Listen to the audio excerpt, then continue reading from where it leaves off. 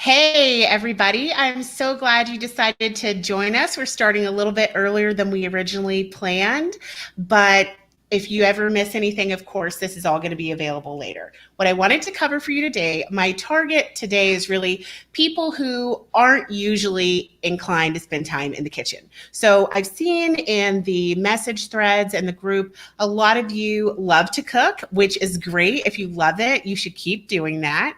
And during this time, if this feels like a stress relief for you to spend a lot of time in the kitchen, then you totally should. So you are not the target for this broadcast. You may still get something out of it. But what we're really thinking about are people who typically do takeout, typically their kids eat at school. And right now, in between working and everything else that's going on, this is not the time for them to suddenly pretend they love to cook. So these are going to be 3 simple ideas that you can use for a quick breakfast that you don't have to worry about in the morning. So MK is also out there helping me with the comments. So if you have any comments or questions or something you want to contribute, please let us know so we can share it with the rest of the group. So the first thing I want to show you is overnight oats. I'm sure most of us are already familiar. So if you're at home by yourself, this is something you would assemble on your own. But if you have kids in the house, this is a great one for them to help you with because really it's just assembly. So you may want to use individual ramekins if you have any glass container. That's what I like to put it in because it's so pretty, it's visible, and it's appealing if you are making food for other people. If it's for you, you don't need to hold your food to a beauty standard. So it's 1 cup of oats, and then obviously that's shelf stable, so that's good quarantine food. And then I'm using frozen strawberries. So you just put them in the fridge and you allow them to defrost on their own, and then it's ready for you whenever you want to start assembling your overnight oats.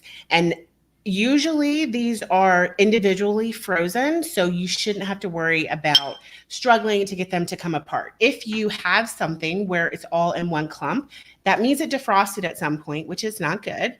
And either something went on with your freezer or it happened in shipping.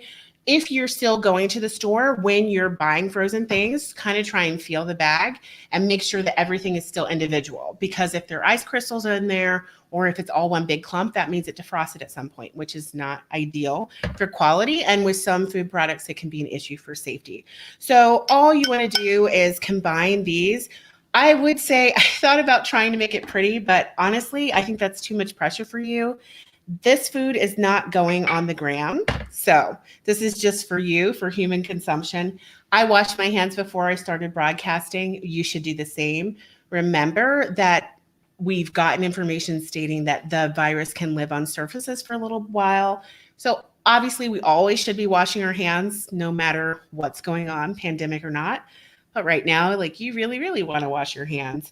And with this, it's just 1 cup of milk. So somebody mentioned somewhere else in the group that somebody bought all the brown rice and all the plant-based milks. And that happened to us here too for some reason.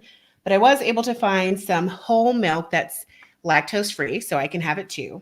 I went for whole milk because it really adds to the mouthfeel and gives your food a nice creamy texture. And fat, that is its purpose in food, is to really add awesome mouthfeel and flavor. And anytime you buy a product that doesn't have fat in it, and it's on the label as a health claim, you have to know that they added the flavor back some other way.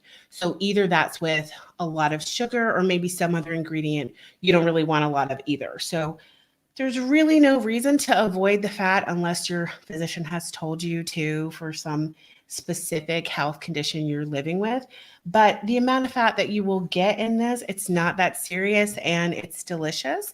And this really isn't a time to suffer when it comes to what you're eating. So you're already keeping it pretty simple because you don't like to cook, remember? That's who we're talking to today. So just 1 cup of milk goes with that.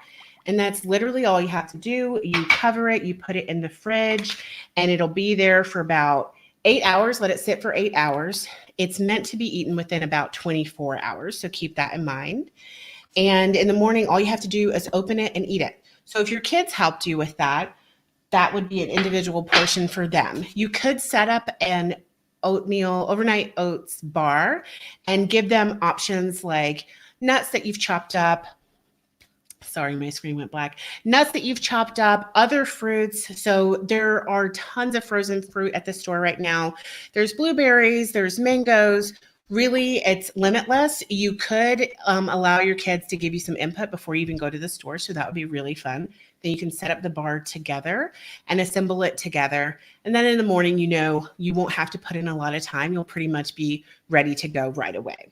So that's one idea, and you obviously can tailor it to your food preferences. So second quick idea is going to be a smoothie. So I'm sticking with really similar ingredients because depending on how you approach the shopping, you may need to use ingredients that you already have on hand lots of different ways.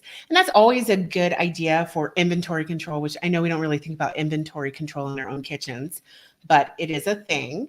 So we're done with the oats. What I do is when I go to the store and I get something else in a glass container that I really like, I typically save it. So I'm a big fan of local honey for allergy management. And Costco here in Georgia has these fantastic 45-ounce containers of honey that have cleaned beautifully in the dishwasher and become my smoothie containers. So something that's really fun to do because you can make smoothies really colorful with kids is to, again, go with the bar idea and allow them to tailor the smoothies to what they think sounds good. And kids can come up with some pretty funky ideas, but usually when it was their idea, they'll try it anyway. So it's a win-win for everybody and it can become something really fun. One of my favorite super, super simple recipes starts with 2 cups of milk. And I have a high-powered blender, so I'm using a Vitamix. Usually Vitamix and Blendtec, they're like neck and neck with their technology. There are other things out there that say they're comparable, but I don't really know because I've only worked with those 2 types of blenders. What I like about this too is it has your cups on the side, so you don't need to have a separate container for measuring this out. You can just put your 2 cups in there. And again, it's awesome to have the higher fat milk for the mouthfeel, for the silkiness that you're going to get when you make the smoothie. And then you don't need to add a bunch of sugar or other things to get the taste that you want. So this is just 2 cups of milk. And then we have a 1.5 cups of frozen strawberries. Now, in this case, you don't want to defrost them. You want to keep them frozen because this is going to give you an end product that's kind of like ice cream, even though please don't eat this instead of ice cream. If you want ice cream, you should eat ice cream. I'm just saying it's kind of like ice cream, but there's no substitute for ice cream. We all know that. So once you've got your milk and your fruit in there, the only other thing is banana. I like it for the sweetness. I know not everybody's a fan of bananas. So I mentioned earlier in the teaser that you could chop them up. You really don't need to do that. The banana stays so soft. I realized that if you just freeze the banana, you could easily break it in half and throw it in there and blend it. And that also you do want to keep frozen so that you get the final effect that you really want. Now, once you finish blending that all up, you're just going to put it in here where the kids can see the pretty like red color or what other fruit you choose that may dominate. Like blueberries is really going to turn it a darker color. I didn't include anything with fresh greens because not all of us are going to have access right now. It really doesn't last that long. If for whatever reason you want to include fresh greens in there, you could use frozen. People who enjoy smoothies with vegetables in it, you can absolutely use a frozen spinach or frozen kale to do that. So that is a thing. Now, our last idea is pizza for breakfast. So MK mentioned that she wanted to know how long she could just eat pizza, and more pizza while she's in quarantine. I'm not going to tell you what to do or how long to just eat one food item, but I will say that it's good to mix it up. But again, it's going to be a really smart idea right now to make the most of your leftovers and use your food as many different ways as possible. So the awesome thing about this is all you have to do is you use some kitchen scissors. You get your leftover pizza that I know probably is still sitting on the stove or in the oven, like we like to store pizza there, which you really shouldn't. You should probably put it in the fridge if something has been out for over 4 hours. Things start to get a little dicey food safety wise, but if it hasn't hurt you, this far, I'm not here to tell you what to do. I'm just saying that's not food safety. But anyway, so all you do is cut up the pizza, literally, put it into a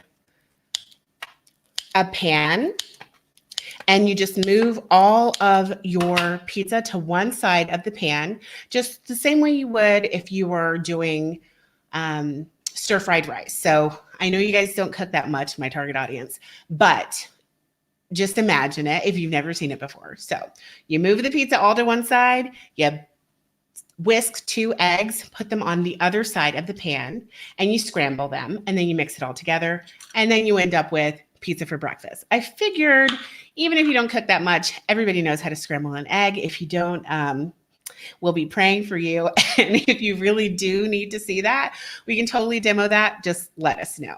So I can't hear MK. I'm looking for, okay, all I saw was, no, we do not. No, we do not. Yes. Okay. I don't know what the context of that was. I'm sure that was in response to something I said, but I missed all that other stuff. Anyway, you guys, thank you so much for joining us. Give us your ideas that are 5 ingredients or less. So a lot of the people who are really good in the kitchen, we love you guys and we miss you. We can't wait to come over and eat with you again. But for those of us who are not that person, over 5 ingredients is pushing it right now. And if you can't explain how to do it in like 3 lines or less, I'm out. So give us your favorite super, super simple breakfast ideas in the comment section. And I'll see you next time.